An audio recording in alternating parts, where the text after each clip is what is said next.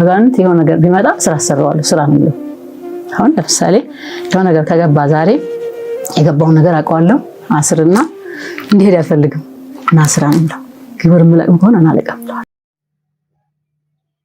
እሺ የጌታ ሰላም ይብዛላችሁ። እጅግ አድርጌ አመሰግናለሁ። በጌታ በኢየሱስ ስም ተባረኩ።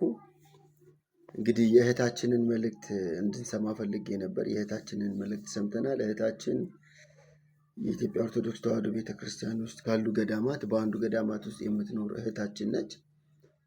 መጽሐፍ ቅዱስ በክርስቶስ ኢየሱስ ማን እንደሆነን ምን እንደተደረገን እንዴት ነፃ እንደወጣን ሰው በክርስቶስ ኢየሱስ ዳግም በመወለድ ስለሚኖረው ሕይወት መጽሐፍ ቅዱስ ላይ በጣም በግልጽ የተጻፈ መጽሐፍ ቅዱሳዊ ሐሳብ እንዳለ ክርስቲያኖች ከሆነን እናውቃለን። እና ያው ገዳም ውስጥ ያሉ ሰዎች መጽሐፍ ቅዱስን ሊትራሊ አያውቁትም። ስለ መጽሐፍ ቅዱስ ምንም አይነት እውቀት የላቸውም። በአብዛኛው እንዲያነቡ የሚደረገው ከጨለማው ዓለም ጋር የተገናኙ ሐሳቦችን ስለሆነ ምን ያህል የገዳሙ ዓለም የገዳም ሕይወት በፍጹም የጨለማው ስርዓት የተያዘ መሆኑን በጥቂትና ግልጽ በሆኑ ነገሮች ስታሳየን ነበር። እህታችን ምንድን ነው ያለችው? እኔ በምኖርበት ገዳም ውስጥ አጋንንት ይመጣል አለች። አጋንንት ሲመጣ እንግዲህ ታየዋለች። አጋንንት ሲመጣ ከዛ ምንድነው ማደርገዋለች? እንዲሄድ አልፈቅድለትም። ይመጣል። ከዛን ቀጥሎ ምንድነው ማድረገው? እኔ ስራ ነው ማሰራው። ከሷ ጋር የሷ አጋዥ የሷ ተባባሪ ሆኖ አጋንንቱን ስራ ታሰራዋለች። ምናልባት ሙሉ ቪዲዮ በጣም የሚያስገርምና የሚያስደንቅ ነው። መጽሐፍ ቅዱስ በነዚህ ዙሪያ የሚያስቀምጣቸው ግልጽ ነገሮች አሉ። አንደኛ ማንም በክርስቶስ ኢየሱስ ቢሆን አዲስ ፍጥረት ነው፣ አሮጌው ነገር አልፏል ብሎ እነሆ ሁሉም አዲስ ሆኗል ይላል። ኃይልን በሚሰጠኝ በክርስቶስ ሁሉን እችላለሁ ይላል መጽሐፍ ቅዱስ ሲናገር። እና በአዲስ ኪዳን በክርስቶስ ዳግም በመወለድ በጨለማው ዓለም ላይ እንደነገስን አለቃ እንደሆነን እንደምናዘው። ሌላኛው ደግሞ ሳጥናኤል ወይም የጨለማው ዓለም የጨለማ ዓለም ነው። እኛ ውስጥ ክርስቶስ ኢየሱስ ነው ያለው። ማቴዎስ ወንጌል ምዕራፍ 5 ከቁጥር 13 ጀምሮ ያለውን ስናነበው እናንተ የዓለም ብርሃን ናችሁ ነው የሚለው። እናንተ የምድር ጨው ናችሁ። ዩ አር ሲቲ ኦን ዘ ሂል ነው የሚለው። በተራራ ላይ ያለች ከተማ ናችሁ። ክብር ለኢየሱስ ይሁን።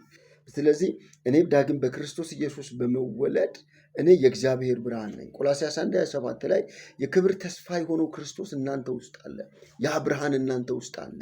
የእግዚአብሔር ሕልውና እናንተ ውስጥ አለ። አዲስ ኪዳን የተገለጠው የወንጌል እውነት የሚያወራው ይህንን ነው። አየህ፣ እዛ ገዳም አካባቢ ላይ ስንሄድ የጨለማው ዓለም እንዴት እንደሚጠቀም፣ የጨለማው ዓለም እንዴት እንደሚመጣ፣ አጋንንት እንዴት እንደሚመጣ፣ እንዴት ህብረት እንደሚያደርግ፣ እንዴት አብረው እንደሚሰሩ ኢቨን መጽሐፍ ቅዱስን አያውቁም።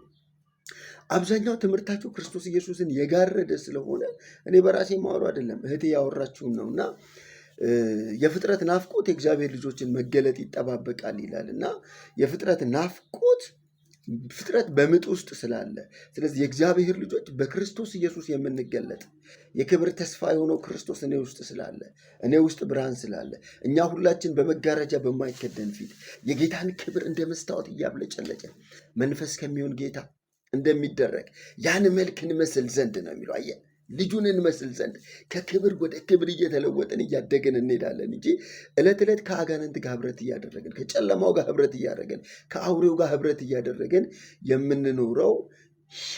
የምንኖረው የክርስትና ህይወት የለም። ለዚህ ነው ሁሌም የምንለው ኦርቶዶክስ ቤተክርስቲያን በገዳማት ውስጥ ኤክሰርሳይዝ የሚደረገው የመናፍስት አሰራር የጨለማው ነው፣ የዘንዶ የአውሬው የጨለማው ነው። እና ሰዎችን ለዚህ ነው ኑ ወደ ክርስቶስ ኢየሱስ። ማንም በክርስቶስ ቢሆን አዲስ ፍጥረት ነው። መዳን ደግሞ በሌላ በማንም የለም። በገብርኤል የለ፣ በሚካኤል የለ፣ በማርያም የለ። አሁን በጠራኋቸው በሚካኤል በገብርኤል በማርያም የሚሰራው የሉሲፌር መንግስት ነው፣ የጨለማ መንግስት ነው። እነዚህን ስሞች በመጠቀም ራሱ ከጀርባ ሆኖ አምልኮ ይወስዳል፣ ምስጋና ይወስዳል፣ ይሰገድለታል። አይሰራም። እህሳ የእግዚአብሔር መንግስት በልጁ በክርስቶስ ኢየሱስ ነው የሚሰራው። ክርስቶስ ኢየሱስን የጋረደ፣ ለክርስቶስ ኢየሱስ እውቅና ያልሰጠ፣ በክርስቶስ ኢየሱስ ስም የማይጸልይ፣ በክርስቶስ ኢየሱስ ስም አጋንንትን የማያዝ፣ በክርስቶስ ኢየሱስ ከአብ ጋር ህብረት የማያደርግ ሁሉ በመላእክት ይምጣ፣ በማርያም ይምጣ፣ በቅዱሳን ይምጣ፣ እርሱ የሉሲፌር ቀንደኛ አገልጋይ ነው። እያየን ያለ ነው ይሄ ነው። እና ነፃ እንድትወጡ መልእክት አስተላልፋለሁ። ክብር ለኢየሱስ ይሁን።